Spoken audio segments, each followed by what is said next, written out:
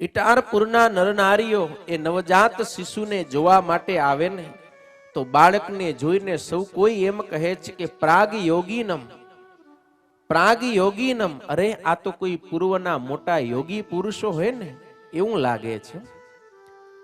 ધર્મદેવની સુંદર કાંતિ, સુંદર એમનો શોભા. ધીરે ધીરે મોટા થયા છે અને પિતા બાલ શર્માએ એમનું દેવ શર્મા એવું નામ રાખ્યું છે. શા માટે? તો કે દેવની સમાન એમની કાંતિ હતી, શોભા. શરીરના બધા અવયવો કેવા હતા? તો કે કોઈ તેજસ્વી દેવ હોય ને એ દેવની સમાન શોભતા હોવાથી દેવ શર્મા એવું નામ રાખ્યું છે. દિન પ્રતિદિન મોટા થવા લાગ્યા છે. 8મા વર્ષને જ્યારે પ્રાપ્ત થયા ત્યારે પિતા બાલ શર્માએ દેવ શર્માનો યજ્ઞોપવિત સંસ્કાર કરાવ્યો અને પિતાની આજ્ઞાથી એ ગુરુકુલની અંદર વેદાધ્યયન કરવા માટે ગયા છે. સુરત મુનિ કહે કે હે પ્રતાપસિંહ રાજન, 12 વર્ષ સુધી ગુરુકુલમાં રહી અને દેવ શર્માએ અંગ સહિત વેદોનું અધ્યયન કર્યું. કેટલા વર્ષ રોકાયા? 12 વર્ષ. પેલા જે આપણી પ્રાચીન ગુરુકુલ પદ્ધતિ હતી એની અંદર ચાહે રાજાનો પુત્ર હોય, ગમે એવા ધનવાનનો પુત્ર હોય, બ્રાહ્મણનો પુત્ર હોય કે વૈશ્યનો પુત્ર હોય, એ પોતે ઘર છોડી અને ગુરુના આશ્રમમાં ગુરુની સમીપે જઈને રહેતા અને ત્યાં કને રહીને વિદ્યાભ્યાસ કરતા.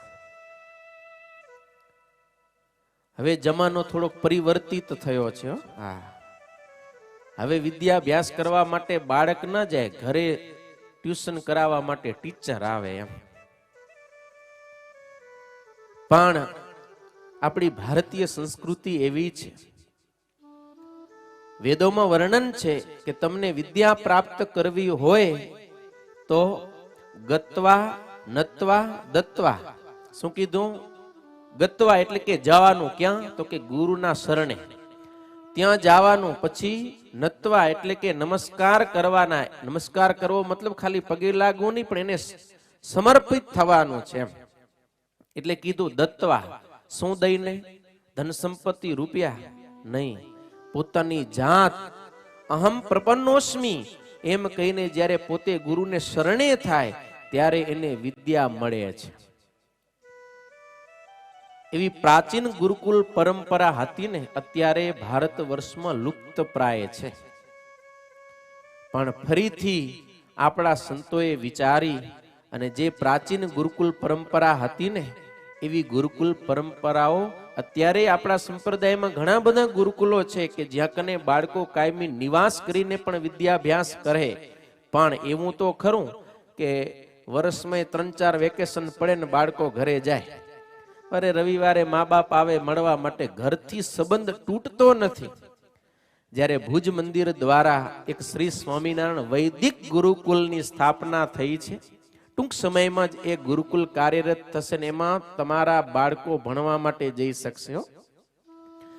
અને એ ગુરુકુલ પરંપરા જે પ્રાચીન ગુરુકુલ પરંપરા હતી ને એવી રીતની રહેશે કે તમારે બાળકને ત્યાં ભણવા મૂકી દેવાનું, પછી તમારે કાંઈ જ ના આપવાનું, એની કોઈ ફી નહીં હોય, વિધાઉટ એની ચાર્જ બાળકને ત્યાં કને ગુરુકુલમાં સંતો ભુજ મંદિર દ્વારા વિદ્યાભ્યાસ કરાવશે. અને એમાં પછી આધુનિક જે પાઠ્યક્રમ કહેવાય ને, કોર્સ, આધુનિક એ નહીં હોય. એ બાળકોનો સર્વાંગી વિકાસ થાય. અત્યારના જે ટેક્સ્ટ બુક છે ને એમાં ખાલી બાળકોને વાંચતા લખતા એ જ આવડે, પણ જીવન જીવવા માટે જે જરૂરી છે એવું કાંઈ લગભગ આવડતું હોતું નથી. કોલેજ પાસ કરી લે તો એને કાંઈ આમ તમે મૂકો એકે કામ કરવા માટે તો હુંહરો નીકળે તો કેજો, ના નીકળીશ. પ્રેક્ટિકલ જ્ઞાન નથી, માત્ર થિયરિકલ એને પદ્ધતિ શીખડાવવામાં આવે. જ્યારે એ વૈદિક ગુરુકુલની અંદર બાળકની અંદર જે કંઈ કળા હશે, સ્કિલ હશે, એ સ્કિલ ડેવલપ કરવામાં આવશે. કલા કૌશલ્ય દ્વારા એ બાળક જ્યારે ગુરુકુલની અંદર ભણીને સમાજની વચ્ચે આવશે ને ત્યારે પોતે સક્ષમ હશે કે ગમે એવો પોતાનો બિઝનેસ કરી શકે, ગમે એ લાઈને જાય તો ક્યારેય પાછો ન પડે. આવો એ બાળકને આપણા ગુરુકુલો દ્વારા તૈયાર કરવામાં આવશે.